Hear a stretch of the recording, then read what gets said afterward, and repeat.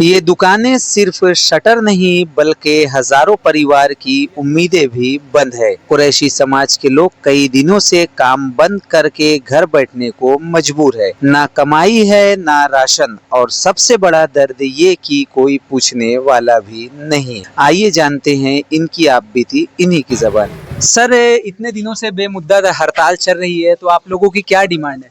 हम लोग ये चाहते हैं कि भैया हमारे को लीगलाइज कर दो। हम लोग बफेलो को काटते हैं हाँ। और सफेद जानवरों को तो छूते भी नहीं, उनके दर्शन भी नहीं करते, डर के मारे कि लोगों को ये शक हो कि कसाई दिख रहा है। अब रही बात ये कि जो कॉन्स्टिट्यूशनली लीगल है उसने तो हमारे को कम से कम अधिकार दिया जाए कि हमारे स्लॉटर हाउस रहे और हमारी रोजी रोटी चले। और हमारा जो अधिकांश समुदाय है हमारे का, वो इसी व्यवसाय से जुड़ा हुआ है। मुश्किल से 2-3% लोग जो है हाईली एजुकेटेड है और वो जॉब पर भी हैं, बाकी का क्या है। तो हम चाहते हैं कि गवर्नमेंट इसके ऊपर में अपने खुद की भी रहनुमाई करे, हमारा जो है समाधान निकाले, हमारे लिए रास्ता निकाले, क्योंकि ये एक बहुत बड़ा समुदाय है जो इससे जुड़ा हुआ है।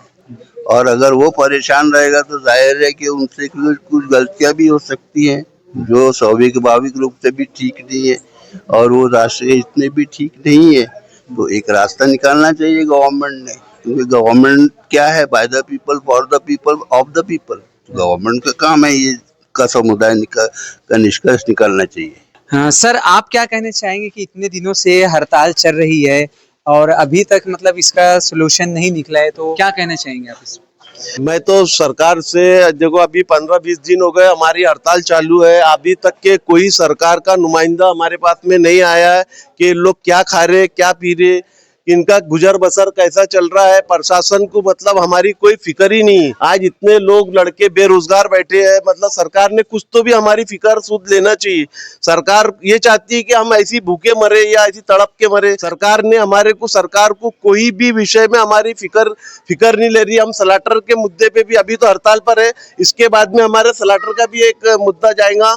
हम प्रशासन से यही मांग करते हैं कि हमारी वो सूद लेना चाहिए, और हमारे बारे में जो हम लोग लीगल करना चाहते हैं, हम ये चाहते हैं कि हम जब लीगल कर रहे हैं तो हमको उसमें लीगल में हमको पूरा प्रोटेक्शन होना चाहिए।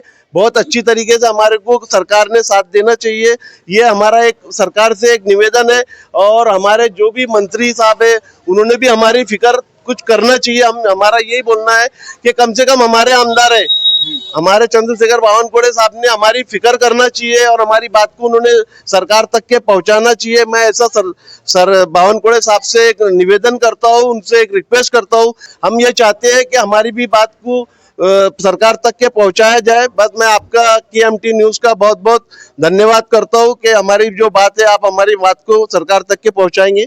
धन्यवाद। देख सकते हैं कि कितनी समस्याओं से ये समाज जूझ रहा है, और यहाँ के लोग इसी पर निर्भर करते हैं, इसी पर इनका कारोबार चलता है। और जिंदगी गुजारने के लिए जो 3 चीजें बहुत जरूरी होती है, जैसा कि आपने हर जगह देखा होगा कि रोटी, कपड़ा और मकान, लेकिन यहाँ पर वही प्रॉब्लम है कि इनके कारोबार से ये 20 दिनों से बैठे हुए हैं। और अभी देख सकते हैं कि कितने बेरोजगार पूरे बच्चे यहाँ पर बैठे हुए हैं, और इनका घर कैसे चल रहा है ये यही लोग जान सकते हैं। हम कुछ कुरैशी समाज के बड़े लीडर लोग बैठे हैं, इनसे बात करेंगे। हाजी साहब, आपको प्रशासन की तरफ से अभी तक कुछ आश्वासन क्या मिला? कुछ भी नहीं मिला हमारे को अभी तक। कुछ भी नहीं मिला।